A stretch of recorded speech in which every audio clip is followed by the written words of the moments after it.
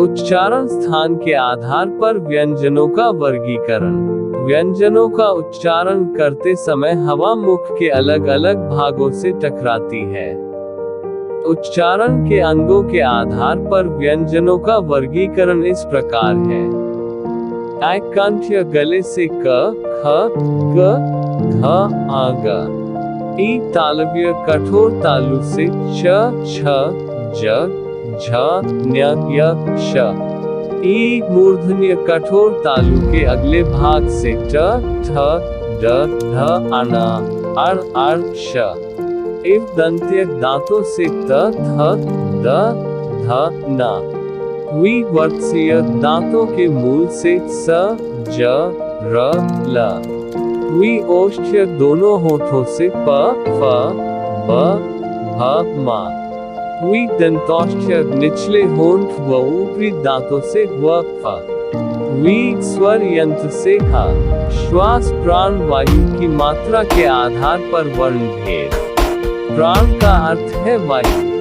व्यंजनों का उच्चारण करते समय बाहर आने वाली श्वास वायु की मात्रा के आधार पर व्यंजनों के दो भेद हैं, 1 अल्पप्राण 2 महाप्राण। एक अल्पप्राण व्यंजन जिन वर्णों के उच्चारण में वायु की सामान्य मात्रा रहती है और हकार जैसी ध्वनि बहुत ही कम होती है, वे अल्पप्राण कहलाते हैं। सरल शब्दों में जिन व्यंजनों के उच्चारण से मुख से कम हवा निकलती है, वे अल्पप्राण कहलाते हैं। प्रत्येक वर्ग का पहला, तीसरा और पांचवा वर्ण अल्पप्राण व्यंजन है। जैसे क, ग, आ, ग, ज, न्य, ट, ड, अण, त, द, न, प, ब, म। अंतःस्थ य, र, ल, व भी अल्पप्राण ही है। दो महाप्राण व्यंजन जिन व्यंजनों के उच्चारण में श्वास वायु अल्पप्राण की तुलना में कुछ अधिक निकलती है और ह जैसी ध्वनि होती है, उन्हें महाप्राण कहते हैं। सरल शब्दों में जिन व्यंजनों के उच्चारण में अधिक वायु मुख से निकलती है, वे महाप्राण कहलाते हैं। प्रत्येक वर्ग का दूसरा और चौथा वर्ण तथा समस्त ऊष्म वर्ण महाप्राण है। जैसे ख, घ, छ, झ, ठ, ध, थ, ध, फ, भ और श, स, ह। संक्षेप में अल्पप्राण वर्णों की अपेक्षा महाप्राणों में प्राणवायु का उपयोग अधिक श्रमपूर्वक करना पड़ता है।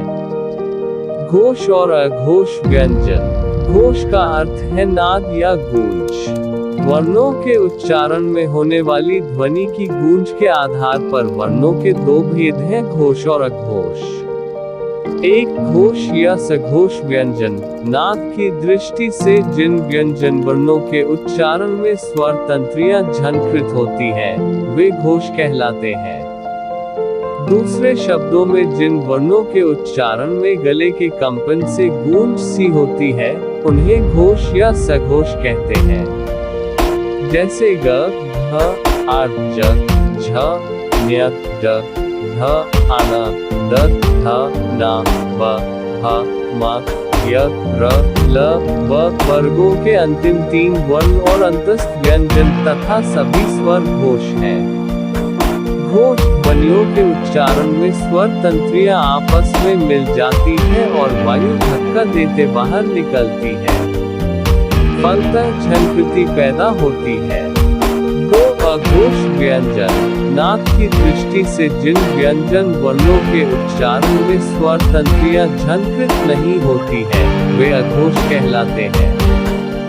दूसरे शब्दों में जिन वर्णों के उच्चारण में गले में कंपन नहीं होता, उन्हें अघोष कहते हैं। जैसे क, ख, छ, छ, ट, ठ, थ, थ, प, फ वर्गों के पहले दो वर्ण तथा श, स अघोष हैं। अघोष वर्णों के उच्चारण में स्वर तंत्रियां परस्पर नहीं मिलती, फलतः वायु आसानी से निकल जाती है।